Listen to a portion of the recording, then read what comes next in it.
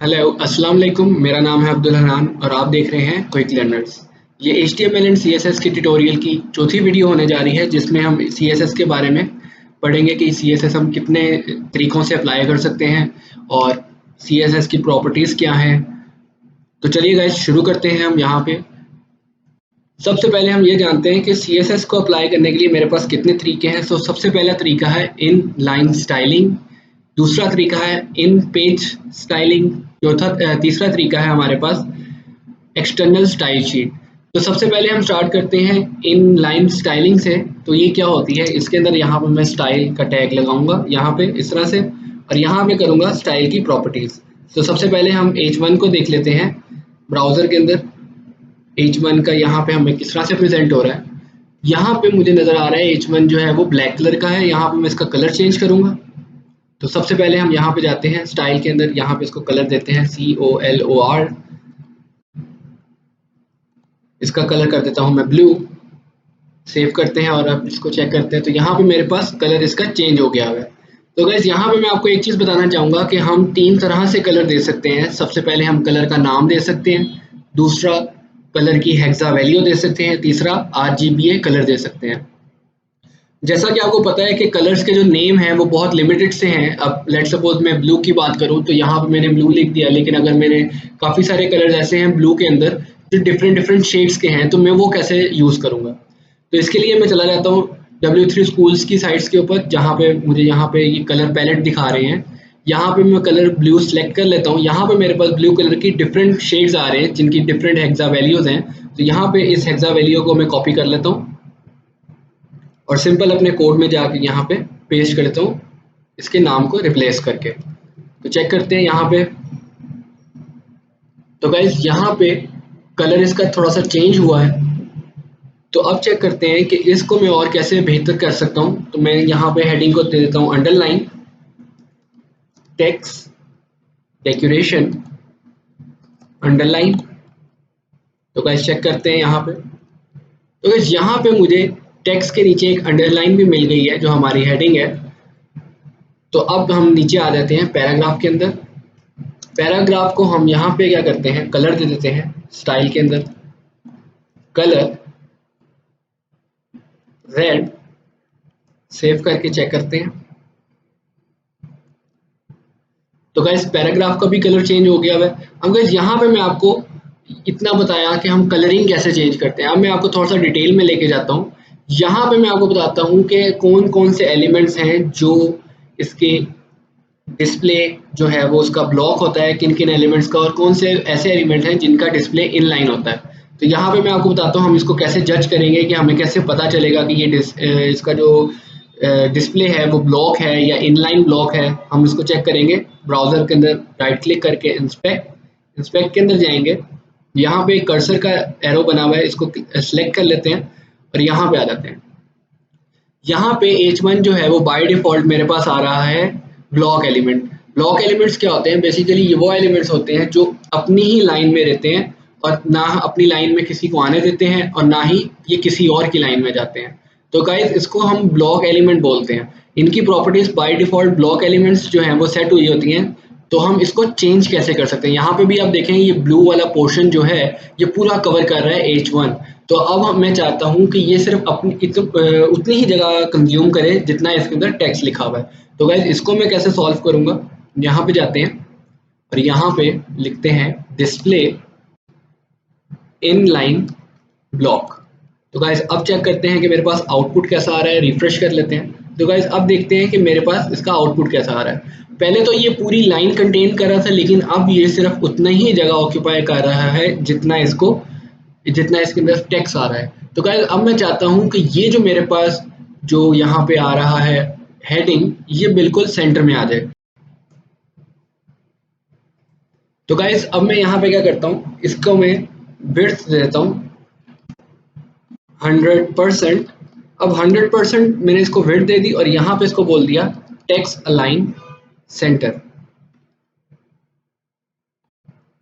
तो guys width 100% देने से और टेक्स्ट अलाइन करने से, जो बेसिकली ये टेक्स्ट अलाइन की प्रॉपर्टी है, ये मेरे टेक्स्ट को सेंटर में करेगी और विड्थ 100% जो है वो मेरी जो हेडिंग है उसको विड्थ जो है वो 100% प्रोवाइड कर देगी। आपको मैं दिखाता हूँ, विड्थ जो है दोबारा से उसकी 100% हो गई है। तो यहाँ पे मैंने इसको बोला कि H1 के अंदर जितना भी टेक्स्ट है उसको टेक्स्ट कर दो सेंटर में, सेंटर अलाइन। तो यहाँ पे जितना भी टेक्स्ट है वो सेंटर अलाइन हो गया। अब हम आते हैं पैराग्राफ की तरफ। अब पैराग्राफ के अंदर भी मैं यही काम करूंगा। यहाँ पे मैं इसको विड्थ दे देता हूँ 50%। सेव करते हैं और चेक करते हैं। अब यहाँ पे पैराग्राफ को 50% विड्थ मिल चुकी है। यहाँ पे मैं आपको दो चीज़ें बता देता हूँ कि जो विड्थ और हाइट है वो हम किस तरह से एडजस्ट करते हैं।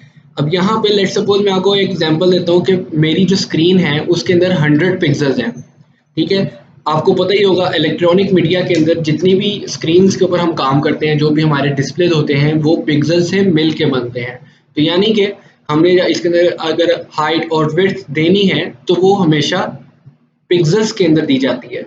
और मैंने यहाँ पे पिक्सल्स की जगह पे परसेंटेज यूज़ की है, तो मैं आपको उसका भी बता देता हूँ कि लेट सपोज मैंने 100% जो मेरी विड्थ थी उसके अंदर मैंने क्या किया, जो 100% हमारे पिक्सल्स थे उसके अंदर मैंने इसको कहा कि तुम 50% जो है वो विड्थ कंज्यूम कर लो, यानी कि 100 का 50% हो गया 50 पिक्सल्स।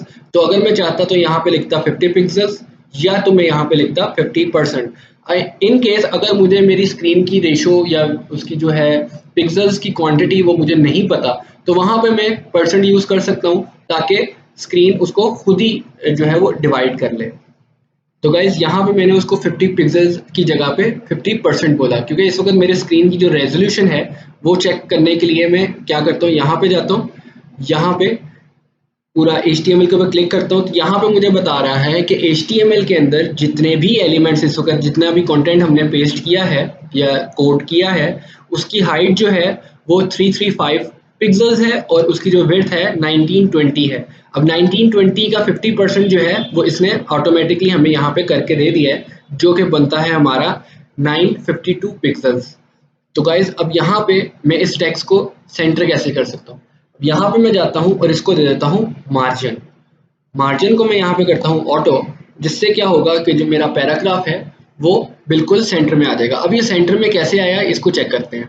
सबसे पहले मैं इसको सिलेक्ट करता हूँ और यहाँ पे जाता हूँ और इधर हम देखते हैं कि पहले जो था मेरा जो पैराग्राफ था वो लेफ्ट पे आ रहा था और राइट के ऊपर 50% जो हमने स्पेस छोड़ी थी वो एज इट इज छुटी हुई थी उधर। लेकिन मार्जिन ऑटो करने से क्या हुआ कि लेफ्ट साइड पे और राइट साइड पे जो स्पेस है वो जो 50% ने दी थी, जिसका 25% हमारे लेफ्ट पे आ गया और 25% हमारा राइट पे आ गया।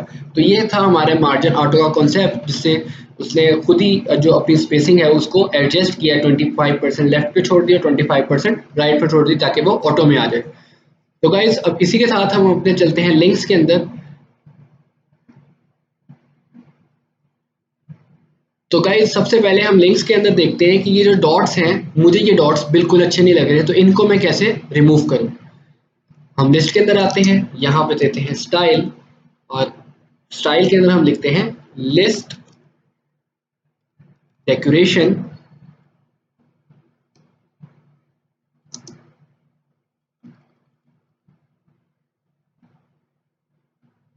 सॉरी, स्टाइल के अंदर जाते हैं और यहाँ पे लिखते हैं लिस्ट स्टाइल और यहाँ पे हम इसको कह देते हैं नन। वैसे तो यहाँ पे हमारे पास काफ़ी सारी ऑप्शंस आ रही हैं, मैं आउटसाइड पे स्केयर्स इसके क्रिएट कर सकता हूँ, सिंबल्स, ठीक है। लेकिन यहाँ पे मुझे कुछ भी नहीं चाहिए, मैं सिंपल यहाँ पे आके इसको कर देता हूँ नन, जिससे क्या होगा ये जो डॉट्स आ रहे हैं ये हो जाएंगे रिमूव।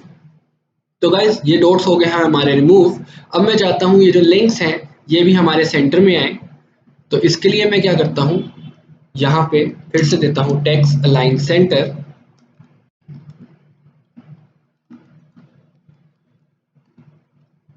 सेव करते हैं और आउटपुट देखते हैं इसकी। तो यहाँ पे मेरे जो लिंक्स हैं वो भी टेक्स्ट अलाइन सेंटर हो गए।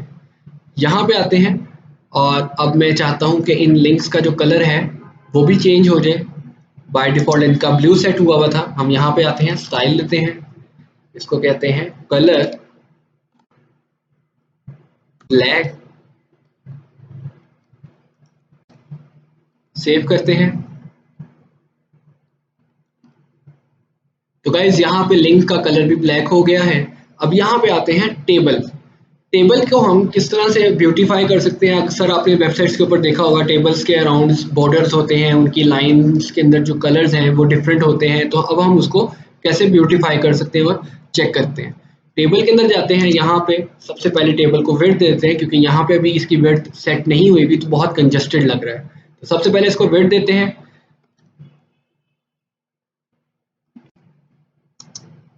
विड्थ 80% चेक करते हैं। तो गाइज यहाँ पे विड्थ हो गई है 80%, लेकिन मैं चाहता हूँ कि यहाँ पे भी उतनी स्पेस छुटी हो और यहाँ पे भी उतनी स्पेस छुटी हो। तो इसके लिए मैं क्या करूँगा, ये देख रहे हैं आप यहाँ पे जो है स्पेसिंग, यहाँ पे आप राइट साइड के ऊपर देख रहे हैं एक ऑरेंज कलर का बॉक्स नजर आ रहा है। ये आपको प्रेजेंट करता है मार्जिन को, कि आपके लेफ्ट साइड पे राइट साइड पे जो मार्जिन है वो इतना छुटा हुआ है। अब यहाँ पे मैं इसको कैसे मैनेज करूँगा, यहाँ पे मैं जाता हूँ, लिखता हूँ मार्जिन ऑटो। तो ऑटो क्या करेगा, जितना राइट साइड से छूटा होगा उतना ही लेफ्ट साइड से छोड़ देगा। तो गाइस आपने देखा कि हमने कितनी सिंपल तरीके से इसका मार्जिन सेट कर लिया, ऑटो कर दिया। अब यहाँ पे हम इसके बॉर्डर्स की तरफ आते हैं। बॉर्डर्स के अंदर मैं जाता हूँ, यहाँ पे TR के अंदर TH के अंदर यहाँ पे स्टाइल लेता हूँ और यहाँ पे कहता हूँ border 1px solid black. Save करते हैं और चेक करते हैं यहाँ पे हमारे पास आउटपुट कैसा आता है। तो यहाँ पे गाइस हमारे पास आउटपुट आ गया है। अब हम क्या करते हैं, सिंपली इसको कॉपी करते हैं और यहाँ पे पेस्ट कर देते हैं, यहाँ पे पेस्ट कर देते हैं, यहाँ पे भी और यहाँ पे भी। तो गाइस अब चेक करते हैं, हमारे पास जितनी भी हेडिंग्स थी उन सब का जो बॉर्डर है वो आ गया है। अब इसी तरह हम बॉडी में जाएंगे, बॉडी के अंदर जो TD है वहां पे भी जाके एज इट इज यही कोड पेस्ट कर देंगे। लेकिन गाइज ये जो कोड इस वक्त मैं पेस्ट कर रहा हूँ स्टाइल के लिए, ये कोड हम हर लाइन में बार बार जाके लिख रहे हैं, जो कि बहुत अच्छा नहीं है। यहाँ पे हम इस तरह से अपने कोड को बहुत ही सिंप्लीफाई और कम टाइम के अंदर, यानी कि कहने का मकसद है कि हम कम से कम टाइम के अंदर ज़्यादा से ज़्यादा काम कर सकें। तो उस कोड के लिए हम कैसे इसको यूज़ करेंगे वो भी चेक करते हैं। अभी पहले हम इसका आउटपुट देखेंगे, उसके बाद हम उस तरफ आएंगे कि मैं कितना अपने कोड को शॉर्ट कर सकता हूँ। सेव करके चेक करते हैं। तो गाइस यहाँ पे मेरे पास जो टेबल था उन सब के बॉर्डर्स आ चुके हैं, लेकिन अब मैंने जो इतना सारा कोड यहाँ पे लिखा है मैं इसको कैसे मिनिमाइज या मैक्सिमाइज कर सकता हूँ। तो गाइस पहला तरीका हमने ये देखा था कि ये जो हम CSS कर रहे हैं ये है इन लाइन स्टाइलिंग, जिसका मतलब ये होता है कि ये इनलाइन जो है, ये आप किसी भी टैग के अंदर लिखेंगे तो सिर्फ उसी लाइन को ही फोकस करेगा, यानी कि उसके अंदर जो प्रॉपर्टीज होंगी वो सिर्फ उसी लाइन के ऊपर ही फोकस करेंगी। तो गाइस अब यहाँ पे हम दूसरे तरीके के ऊपर चलते हैं, जिसको हमने कहा था इन पेज स्टाइलिंग। जो स्टाइलिंग हम पेज के अंदर करते हैं वो अब हम स्टाइल के टैग्स के अंदर करेंगे। यहाँ पे हम 2 स्टाइल के टैग देते हैं और यहाँ पे हम क्लास देंगे इसकी। यहाँ पे जो स्टाइल है हम इसको यहाँ से रिमूव कर देते हैं और यहाँ पे अब हम यूज करेंगे क्लास का। क्लास क्या होती है, बेसिकली क्लास के अंदर हम क्लास का एक नेम होता है, यहाँ पे हम इसको नेम देते हैं लेट्स सपोज टेबल, और यहाँ पे हम उस टेबल के नेम को जो क्लास है उसके नेम को डिफाइन करते हैं। तो क्लास को डिफाइन कैसे करते हैं या कॉल कैसे देते हैं, कॉल कैसे करते हैं, तो यहाँ पे हम डॉट के आगे क्लास का नेम जो हमने लिखा था टेबल, ये टेबल जो डॉट है, डॉट के आगे हमने क्लास का नेम लिखा है तो हम डॉट से कॉल कर रहे हैं उसको। अब यहाँ पे हम टेबल की प्रॉपर्टीज सारी पेस्ट कर देते हैं, सेव करते हैं और चेक करते हैं यहाँ पे। तो गाइस यहाँ पे प्रॉपर्टीज प्रॉपर्ली डिफाइन हो चुकी हैं। अगर मैं यहाँ पे इसको कमेंट करता हूँ तो फिर देखते हैं कि ये इसके साथ क्या होता है। सेव करते हैं और चेक करते हैं। तो गाइस जो मैंने प्रॉपर्टीज अभी यहाँ पे कमेंट की हैं यहाँ पे वो अप्लाई नहीं हुई। तो गाइस इसका मतलब है कि जो हमने यहाँ पे प्रॉपर्टीज अभी लगाई हैं और जो क्लासेस दी हैं वो करेक्टली वर्क कर रही हैं। तो गाइस क्लासेस और आईडीज के अंदर क्या डिफरेंट है, क्लासेस जो है वो हम कॉमनली कहीं पे भी यूज कर सकते हैं। लेट्स सपोज ये टेबल की क्लास मैंने इसको दी है, ये क्लास में किसी और चीज को भी दे सकता हूँ, किसी और एलिमेंट्स को भी, और किसी और जगह पर भी जाके मैं इसको कॉमनली यूज कर सकता हूँ। लेकिन आईडीज का क्या होता है कि आईडीज जो है वो अपने नाम से ही बता रही है कि वो यूनिक है। यूनिक का मतलब ये है कि हम वो चीज किसी और को असाइन नहीं कर सकते। जैसे आपका एक आईडी कार्ड नंबर होता है, इसी तरह ही दूसरे बंदे का जो आईडी कार्ड नंबर है वो आपके आईडी कार्ड नंबर से चेंज होगा। तो यानी कि आईडी जो है वो हर चीज़ की एक सेपरेट आइडेंटिटी रखती है। तो यहाँ पे हम इसको आईडी दे देते हैं, लेट्स सपोज टेबल 2। यहाँ पे हम इसको कॉपी करते हैं। अब आईडी को हमने इधर कैसे कॉल करना है, आईडी को हम हमेशा हैश से कॉल करते हैं और आईडी का नेम पेस्ट कर देते हैं। यहाँ पे मैं इसको कह देता हूँ, इसका जो बैकग्राउंड कलर है उसको कर दो तुम रेड। सेव करते हैं और चेक करते हैं। तो गाइस यहाँ पे जो टेबल का बैकग्राउंड कलर था वो हो गया है चेंज। तो इससे हमें क्या पता चला कि आईडी जो है उसको हम हमेशा हैश से कॉल करते हैं और जो हमारा जो क्लास है उसको हम डॉट से कॉल करते हैं। तो गाइस अब चलते हैं अपने दूसरे लाइन की तरफ, जहाँ पे हम हर लाइन के अंदर डिफाइन कर रहे हैं उसका बॉर्डर। तो गाइस अब इसको हम सिंप्लीफाई कैसे कर सकते हैं, तो सबसे पहले तो मैं इन सबको यहाँ से रिमूव कर देता हूँ, 1 बाय 1 यहाँ से सबको रिमूव कर देते हैं। उसके बाद हम देखते हैं कि हम इस कोड को किस तरह से सिंप्लीफाई कर सकते हैं। तो गाइज यहाँ से कोड हमने कर दिया है रिमूव। यहाँ पे जाएंगे हम, अब मेरे पास यहाँ पे भी इसको डिफाइन करने के दो तरीके हैं। यहाँ पे मैं जाता हूँ, इसको देता हूँ क्लास, क्लास के अंदर हम कहते हैं इसको कि टेबल हेडिंग्स। इस क्लास को कॉपी करते हैं, यहाँ पे जाते हैं, डॉट लगाते हैं और यहाँ पे हम इसके डिफाइन करते हैं। अब मैंने क्या दिया था यहाँ पे, border 1px solid black. Save करते हैं और आउटपुट चेक करते हैं। तो गाइस यहाँ पे मेरे पास पहली क्लास जो है वो प्रेजेंट हो गई है। अब गाइस यहाँ पे हम क्या करेंगे, इसको कॉपी कर लेते हैं और इन सब जगह पे पेस्ट कर देते हैं।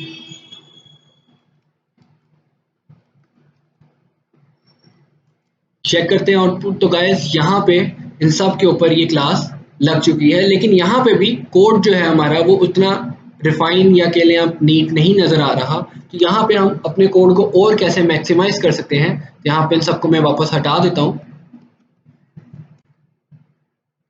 इस क्लास को कॉपी करते हैं और मैं यहाँ पे टी हेड के अंदर पेस्ट कर देता हूँ। तो गाइज अब मैं इसको किस तरह से शॉर्ट करूं, तो मैं क्या करूंगा, यहाँ पे जाऊंगा और यहाँ पे इसको नेविगेट करूंगा कि तुमने जो है टी हेड जो क्लास मैंने दी है उसके अंदर जाओ, वहां पे टी आर है, टी आर मतलब इसका एक जो रो है उसके अंदर जाओ और रो के अंदर तुम जाओ टी एच के अंदर, यानी कि रो के अंदर जाके तुम कॉलम के अंदर जाओ और कॉलम के अंदर जाके तुम ये जो स्टाइल है वो अप्लाई कर दो। सेव करते हैं और टेस्ट करते हैं। तो गाइज यहाँ पे हमारा जो स्टाइल है वो अप्लाई हो चुका है। तो यहाँ पे हमने एक और चीज़ समझी कि हम एक क्लास के अंदर किस तरह से मल्टीपल जो हमारे एलिमेंट्स हैं उनको स्टाइल कर सकते हैं। यानी कि मैंने उसको बताया, नेविगेट किया कि तुम टेबल जो हेड था, टेबल हेडिंग थी उसके अंदर जाओ, वहाँ पे टी आर तुम्हें मिलेगा, टी आर के अंदर जाओगे तो तुम्हें टी एच मिलेगा और टी एच जो है उसको तुम ये बॉर्डर दे दो। तो वो यहाँ पे गया टी आर और टी एच के अंदर उसको 1 2 3 4 5 6 उसको टी हेड मिले, तो उसने वहां पे जाके उन सबको वो बॉर्डर दे दिया। तो गाइज ये तो था हमारा कोड को मिनिमाइज करने का सबसे अच्छा तरीका। तो यहाँ पे हम जाते हैं टी बॉडी के अंदर, क्लास देते हैं और यही चीज रिपीट करते हैं। क्लास को नेम देते हैं हम table body dot border 1px solid black. Save करते हैं और चेक करते हैं। तो गाइज यहाँ पे हमारे पास आउटपुट नहीं आया, तो इसका मतलब है हमने कहीं ना कहीं कोई गलती की है।